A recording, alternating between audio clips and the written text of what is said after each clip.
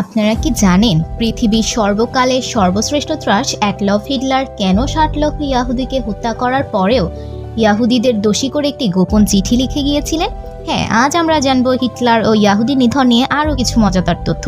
অস্ট্রিয়ার বেভিয়ার মাঝামাঝি ব্রানাউ নগরীতে 1889 সালের 20 এপ্রিল হিটলার এক দরিদ্র পরিবারে জন্মগ্রহণ করেন। ছোটবেলা থেকেই হিটলার ছিলেন একঘেয়ে, জেদি এবং রকচটা। প্রথম জীবনে স্কুলে ভর্তি হলেও অর্থের অভাবে শেষ পর্যন্ত তার পড়াশোনা করা হয়নি। মা মারা গেলে সংসারের সব বন্ধন ছিন্ন করে চলে যান ভিয়েনায়।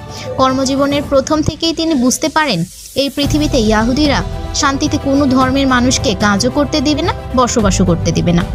ভিয়েনায় থাকাকালীন তার মনের মধ্যে প্রবল ইয়াহুদি বিদ্বেষ শুরু হয়। 1934 সালে তৃণমূল থেকে উঠে আসা চৌকস হিটলার এক পর্যায়ে নিজেকে জার্মান রাজ্যের সর্বোচ্চ নেতা ফুয়েরার হিসেবে দাবি করে।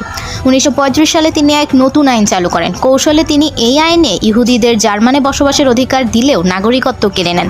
জানলে অবাক হবেন, 3 বছরে হিটলার প্রায় ৬০ লক্ষ ইয়াহুদিকে হত্যা করে, যা হলোকাস্ট নামে পরিচিত। তখনকার মানবাধিকার কর্মীরা যখনই তাকে প্রশ্ন করত, কেন আপনি নৃশংসভাবে ইয়াহুদিদের হত্যা করছেন, তখনই তিনি বলতেন, আমি এখনও 10 লক্ষ ইয়াহুদিকে হত্যা করতে পারিনি। এই 10 লক্ষ ইয়াহুদি আপনাদের বলে দেবে কেন আমি ৬০ লক্ষকে হত্যা করেছিলাম।